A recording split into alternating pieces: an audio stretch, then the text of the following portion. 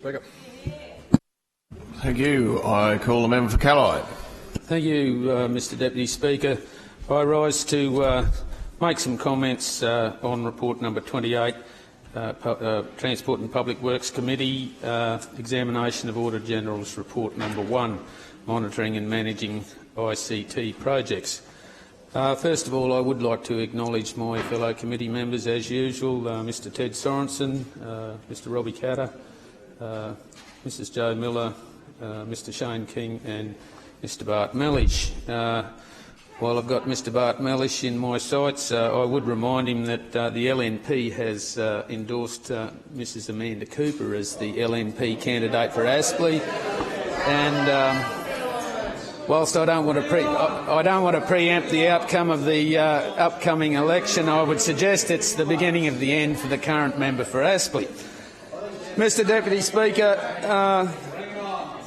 the Auditor General's report notes that the ITC dashboard is to make it easy to see all significant ICT projects and how they are tracked at a glance. The Auditor General's office identified 32 projects with a total planned expenditure of $161.4 million that were not on the IT dashboard. There was no consistency in the data currency across the sector, and the main reason for this included that each department had its own process to manage and monitor reports. There was inconsistency in how the departments reported various attributes of their projects, including publishing only those projects with approved budgets, which can be for 1 year or the entire project, publishing programs and not the projects within the program, and the reporting time and cost information on the stages of the project rather than the whole project. Mr Deputy Speaker, the QAO found that the whole of government and departmental bodies were not using the information that was available on the ICT dashboard and assurance projects to increase the success rate of the ITC programs and projects by minimising repeated past mistakes. I find this a worrying process, Mr Deputy Speaker.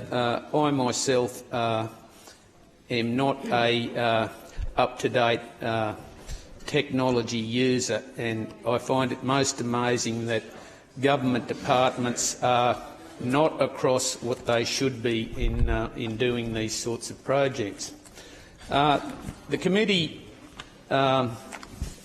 examined this, obviously, and if I can quote from the report, the rate at which technology is becoming outdated is a problem for people to keep up. The committee also noted that comments regarding the difficulty in retaining highly skilled personnel. So obviously there needs to be a lot of work done in that space to make sure that the millions of dollars that taxpayers invest in IT technology is being used properly. I would close with my comments, Mr Deputy Speaker, to the most important statement in the whole report, and that says the importance of plain English, clear and concise project journey information in line with public guidance. That to me is the most important statement in the whole report, and is possibly why ITC projects and all of this technology is not being used properly, because people simply can't understand how to use it. Thank you, member for Callide. I call the member for Burleigh. Thank you, Mr Deputy Speaker. Mr Deputy Speaker, I rise to